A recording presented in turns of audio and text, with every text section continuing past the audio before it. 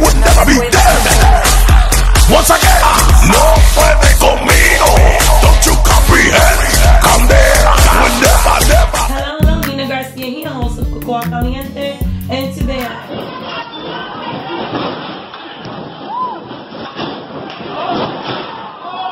Bobby Munoz. Hey, the pleasure's all yours. Thank you, Bobby.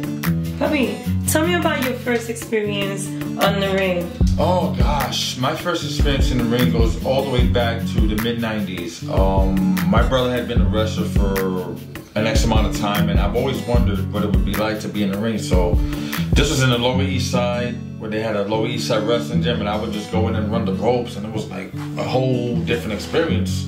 Because you always see it on TV, you always try to imagine yourself actually performing those type of maneuvers, and when you're physically inside a ring, it's like a whole different ballgame. So you know, it was like wow, you know. So I actually started training in the mid to late 90s.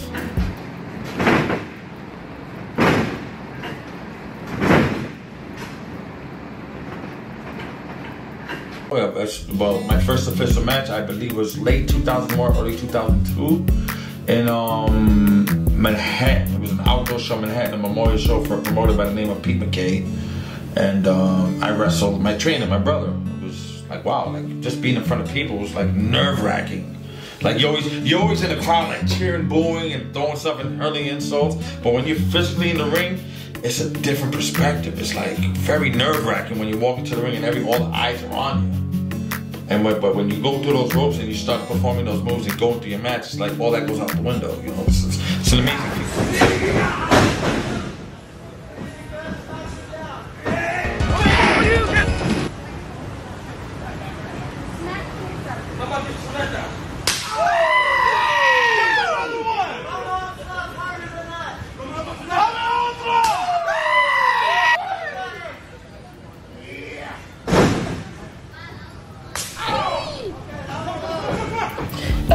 You say you wrestled Tito on the ring before? Oh yeah, oh gosh, I wrestled probably, I want to say 3 times. I got to wrestle against Tito Santana, and that experience is a whole different ballgame. Because this guy literally pioneered WrestleMania, WWE WrestleMania. He pioneered it, and to be across the ring from this man that I used to watch on TV on pay-per-view, it was a whole different ballgame. But once again, once the bell rang, I was full Bobby Venom mode, you know? Oh, what was your experience wrestling with Tito? Whew, gosh, I stomped him out a little bit. Not to say I'm getting any points for stomping out an old man, but this is a WWE Hall of Famer. This is not some Joe Schmo that just took a few bumps, learned the ropes, and just got in the ring. This guy's a WWE Hall of Famer for a reason. Yes. Wrestling all over the world for more than 25 years. So being across the ring from him was like, whew, I had to like try to block that out as much as possible. Now, I try to take myself away from being the fanboy and put myself into the shoes that I was in for that particular day, which was the wrestler. I had to be the wrestler as opposed to the fanboy. Because this is, mind you, there's several hundred people watching. It's not just in the crowd, but in the videos and the live streams on Facebook and Instagram and whatever. It was crazy. So your brother was your trainer? Yeah, he was my trainer. He'd been in the wrestling game for gosh, since the early '80s. You know, he's been like I said to somebody earlier. He's been in the WWF for a couple of days. He even did the original ECW. Some fans that are watching probably know who Kamala is, the Ugandan giant, big guy who used to slap his belly. And he wrestled in ECW against Shane Douglas and Mr. Hughes. You know, some of the wrestling fans out there might know who they are. So he's been in the ring with, gosh, the who's who of wrestling. What's your brother's name? My brother's real name is Julio Rodriguez, but his name in the WWF back then, because they would just assign your name because you weren't like the big superstar that they paid to bring the fans in. So he was one of those guys to the enhancement talent, as they say. So they called him Johnny Blade. Oh.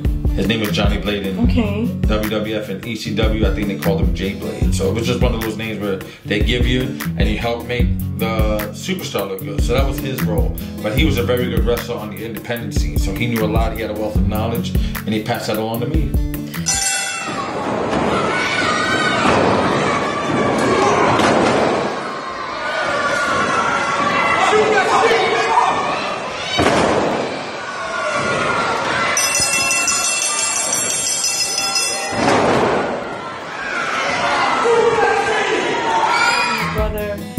to train her? Because I know, you know, when it comes to family and business, you know, it can interfere. I was worried at first because I thought he was going to charge me all this money, but he said, no, you're my brother, I train you for free. And it was painful.